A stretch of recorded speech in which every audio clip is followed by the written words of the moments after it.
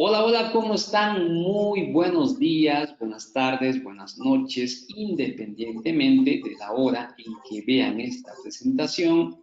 El día de hoy, el Club de Contadores del Perú, en su membresía tributaria, presenta la segunda sesión del curso Taller Práctico Planeamiento Tributario Empresarial 2023. Tenemos ya en plataforma a la doctora Esther Ríos Córdoba, contadora pública con maestría en tributación y auditoría, experiencia en el área de tributación con más de 10 años. Actualmente se desempeña como consultora tributaria. Para nosotros, como siempre, un honor, un privilegio poder contar con su apoyo y colaboración a favor de nuestros suscriptores asociados de la membresía tributaria. Doctor Esther, ¿cómo están? Muy buenos días. Tiene usted el micrófono habilitado. Iniciamos nuestra sesión que nos convoca para el día de hoy.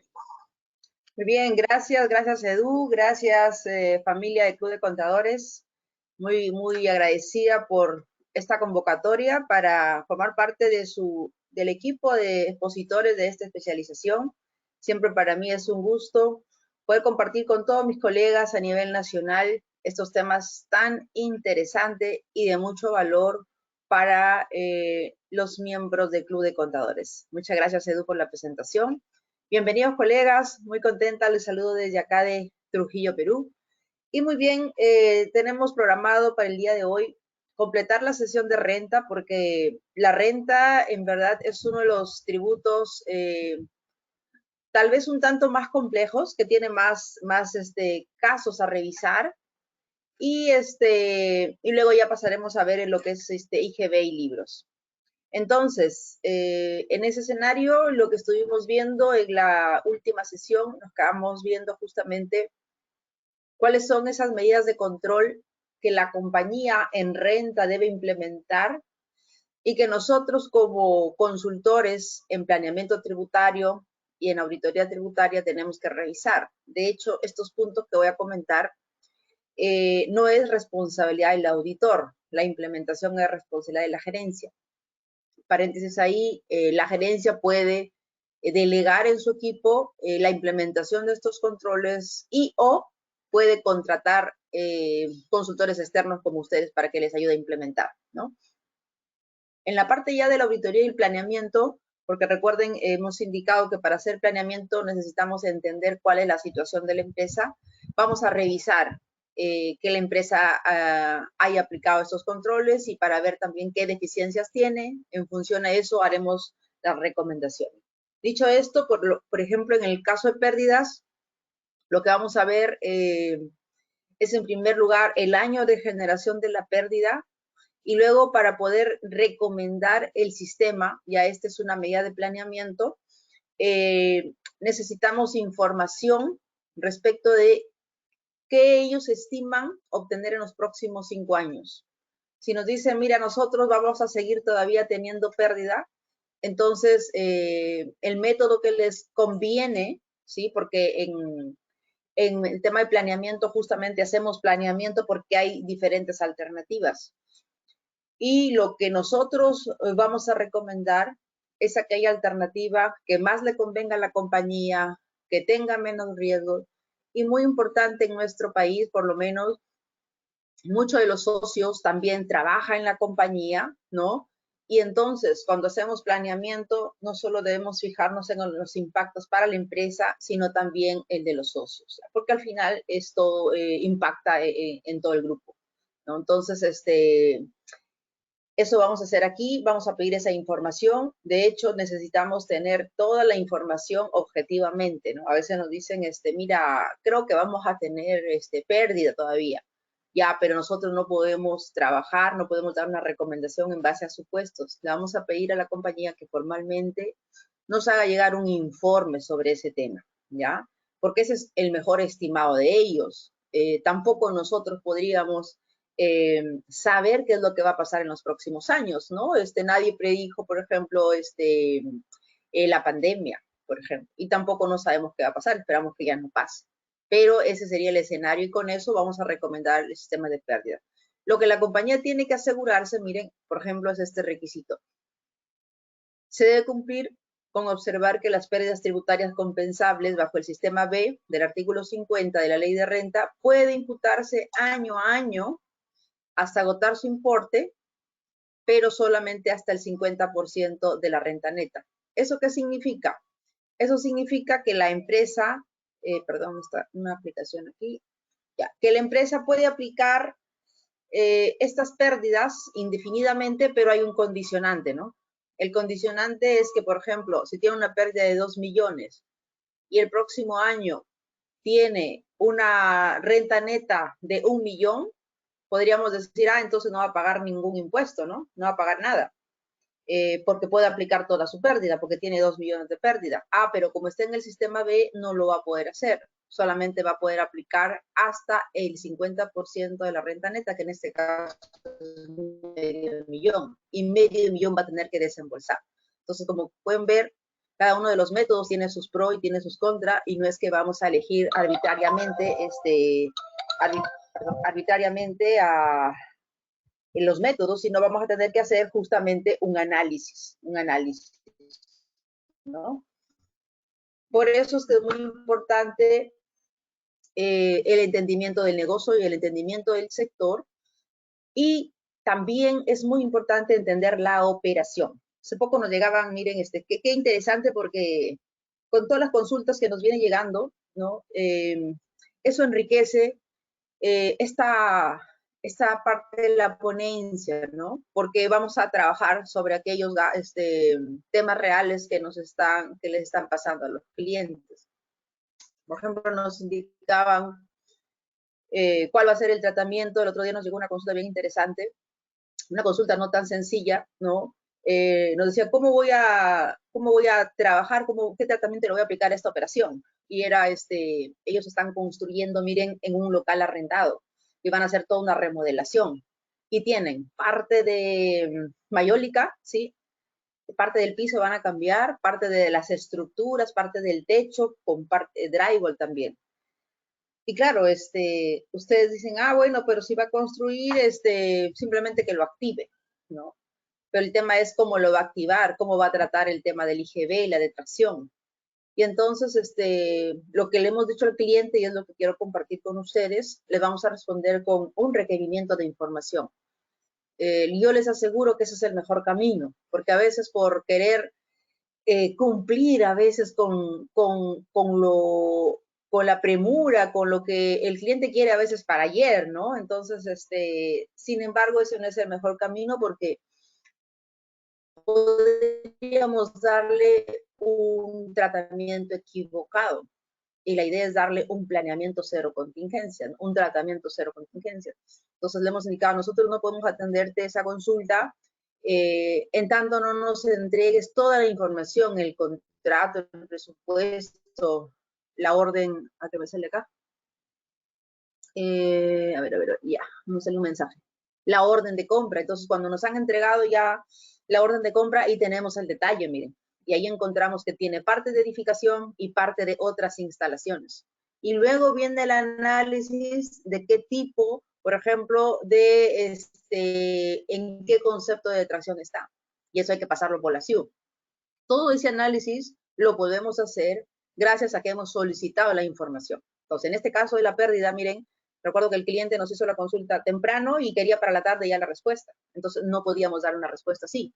Respondimos, reitero, y ese es lo que quiero compartir con ustedes, con requerimiento de información, ¿ya? Y hay que hacer lo más formal posible a través de una carta, a través de un correo, pero que quede evidencia, porque, colegas, la consultoría es súper interesante, de verdad es apasionante, pero hay que tener estos cuidados, porque, bueno, a la hora y la hora, ustedes saben que el contador les puede decir que sí les entregó la información, o ustedes pueden asumir una información que no es correcta, y el planeamiento y la auditoría salen mal, ¿ya? Muy bien, eso con las pérdidas. En el caso ya de las cuentas, porque en renta sí vamos a tener que analizar las cuentas. Recuerden que les dije, para hacer planeamiento y auditoría en renta, necesitamos conocer las normas internacionales, porque nuestra fuente de información es la contabilidad.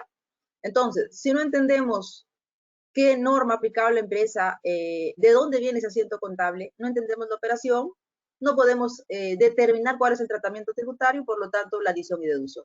Estos procedimientos, estos controles también se van a ir adaptando conforme se van modificando la norma. Por ejemplo, acá este procedimiento ya se va a actualizar, ¿no? Se tiene que actualizar a partir de abril del 2022. ¿Por qué? Porque tenemos nuevas reglas de bancarización, nuevos límites. No sabemos, de repente el próximo año esto lo expanden y crea un ámbito más grande de operaciones sujetas a medios de pago. De repente dice ya no de 2.000, sino de 1.000. Entonces hay que ir actualizando nuestro procedimiento y nuestra revisión y nuestro planeamiento también, ¿ya? Muy bien. Luego vamos a ver este tema en las cuentas por cobrar, algunos temas importantes. El caso de los préstamos, lo que tenemos que verificar aquí es que la compañía, primero saber, vamos a hacer el cuestionario, les mostré un modelo cuestionario, ¿verdad? Preguntar si la empresa entregó préstamos. Entonces, ¿qué vamos a revisar ahí? En el caso de los préstamos, si la empresa hizo préstamos al personal y estos superan una UIT y no cobró intereses, tenemos que verificar que hiciera el cálculo de interés presunto y que lo haya adicionado. En alguna oportunidad, esos temas de planeamiento y auditoría lo trabajamos también en los cursos de maestría, ¿no? Y bueno, los alumnos hacen su trabajo, hacen una auditoría tributaria con información real, tienen que buscar datos de empresas reales, ¿no? Esa es un poco la metodología. Y en su afán a veces de querer cumplir rápido, porque la idea es que salga como si fuera una auditoría real, recuerdo que hicieron el cálculo de los intereses presuntos, pero lo hicieron mal. ¿Por qué? Porque toman el préstamo de enero y le aplican intereses por todo el año, hasta el cierre, ¿no? Y la pregunta es, ¿yo debo calcular intereses por todo el año? La respuesta es no, porque si ese préstamo se hizo por ejemplo, 10.000 en enero, se fue amortizando en febrero una parte, otra parte, entonces yo tengo que hacer cálculos por rango, porque el capital es diferente. Entonces, eso sí, digamos, en tema de docencia, estamos todavía en una etapa de entrenamiento, ¿no? Pero ya en la práctica, colegas, no podemos equivocarnos, ¿no? Miren que el día de ayer ha sido un día bastante interesante, de hecho, bastante recargado de actividades. Y una de las actividades que nos estaba generando ahí la discusión con un equipo de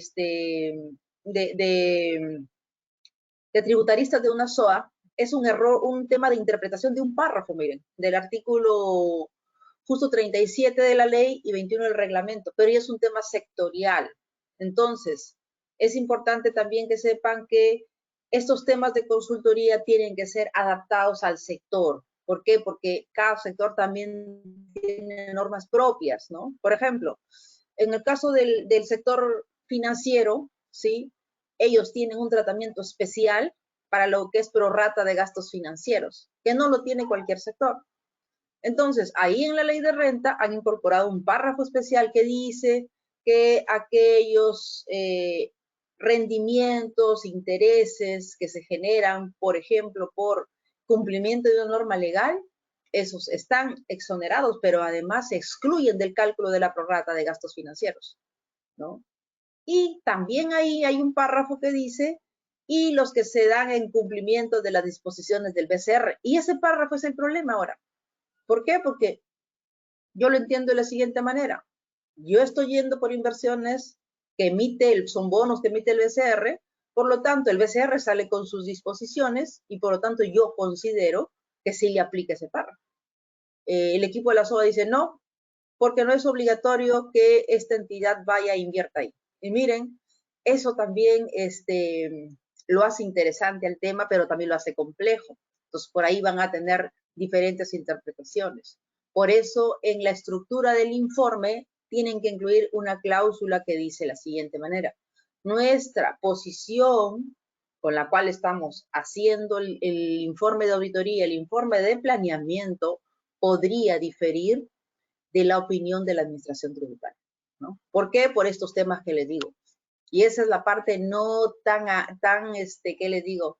No tan sencilla en la consultoría. No todo es color de rosas. Vamos a tener esos casos. Para lo cual, cuando hay temas controvertidos, zonas grises, le digo yo, hay que advertirle al cliente, hay que ponerle, mira, hay una jurisprudencia que dice esto, hay otra jurisprudencia que dice esto. Y seguro que su cliente les va a decir, ya, pero tú eres mi consultor. O sea, a mí no me importa que hayan tantas posiciones. Al final, yo quiero saber qué me recomiendas tú. Y eso es lo complejo, ¿no? Porque al final el cliente dice, no sé, yo te contrato justo para eso, ¿no? Y no es tan sencillo como decir, ah, bueno, voy por el A o por el B, porque usted no sabe qué posición va a tomar la administración. Y la idea es que hacemos todo esto, colegas, por lo menos nuestro servicio, y eso es en lo que nos enfocamos en las conferencias, ¿no? Auditorías preventivas, planeamientos, apoyos en fiscalización. Nuestro enfoque es conservador, nuestro enfoque siempre es preventivo. Nosotros no queremos ir hasta reclamo y apelación. En estricto ya podríamos ir casos excepcionales, pero eso no es lo que buscamos, ¿no? La visión de la compañía, la visión de nuestra consultora, yo creo que eso es lo que compartimos, es evitar que salga el reparo, colegas. O sea, queremos cerrar en fiscalización, ¿no? Entonces, en ese escenario, en verdad no sabemos qué posición va a tomar la administración tributaria. Y lo que buscamos siempre es un criterio conservador, ¿ya? Eso es lo que siempre buscamos. Muy bien. Procedimiento. La compañía tiene que aplicar una política, miren acá un procedimiento de adicionar a la base imponible toda la provisión de estimación de cobranza dudosa con empresas vinculadas. Y para eso debe tener claro, ¿sí? De acuerdo a la ley y el reglamento, quiénes son sus vinculadas.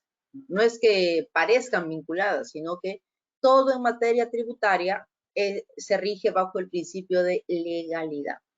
Entonces, ahí un poco cuestionábamos, discutíamos con la SOA, porque yo le decía, pero no estás mostrando ninguna jurisprudencia, ningún argumento, por qué este párrafo que yo te estoy invocando, tú dices que no aplica para la compañía. Y ellos nos decían, sí, lo que pasa es que nosotros somos auditores de compañías de todo ese sector, es un sector especial financiero. Y todos lo aplican de esta manera y nosotros, esta es nuestra posición. Bueno, en materia tributaria no se aplica por costumbres o por el sector, sino tiene que haber una base legal. Por eso es que en nuestro informe tiene que ir de todas maneras una base legal, ¿ya? Soportado de jurisprudencia, si es que lo hubiera, porque a veces no hay RTF. Por ejemplo, este caso que les digo, no encontré ninguna RTF que respalde mi posición o la de ellos, no está, porque hay temas que son controvertidos y no han llegado al Tribunal Fiscal. La razón fundamental por qué no han llegado, eso porque la SUNAT no la ha cuestionado, o porque la empresa cuando la repararon simplemente aceptó y ya no se fue en contencioso, ¿no? Muy bien, ¿qué más tenemos aquí? Reparar la posición acá. Entonces, esta vinculación tributaria lo vamos a encontrar la base normativa, si pueden tomar nota, y eso se ve siempre en las capacitaciones de renta en general, de renta que lo hemos visto también con Club de Contadores. Esto lo va a encontrar en el artículo 24 del reglamento. Ahí dice cuándo una empresa es vinculada con otra y hay varios supuestos, ¿no? Entonces, si ese es el caso, hay una cuenta por cobrar a la vinculada, hay una estimación de cobranza dudosa, contablemente está ok. Tributariamente, vía papeles de trabajo, repito, vía papeles de trabajo extra contable, vamos a hacer el cálculo de la adición. Lo tiene que hacer la empresa. Nosotros vamos a revisar que lo hayan hecho nada más, ¿no? ¿Qué más? Vamos a ver acá. Esta, miren, qué interesante esta. Si se han dado cuenta, en renta vamos a ir revisando todas las adiciones y deducciones y cada una de ellas tiene un sustento. De hecho, esto va a tener todo un papel de trabajo, que también les preparé ahí un modelito de papel de trabajo para que lo puedan revisar. Ahora vamos a revisar eso también, bien breve, porque nos vamos a tomar, yo creo que unos 45 minutos en renta. Renta es bien amplio, ¿no? IGB es un poquito más corto, pero renta tiene muchos temas porque hay que revisar cuenta por cuenta, gasto por gasto, y entonces, bueno, ese es el trabajo que tenemos que hacer. Muy bien, acá entonces, miren, este punto. Miren este procedimiento, esta medida de control que la empresa debió implementar y que nosotros vamos a revisar y en función de ello vamos a recomendar. Ah, me faltó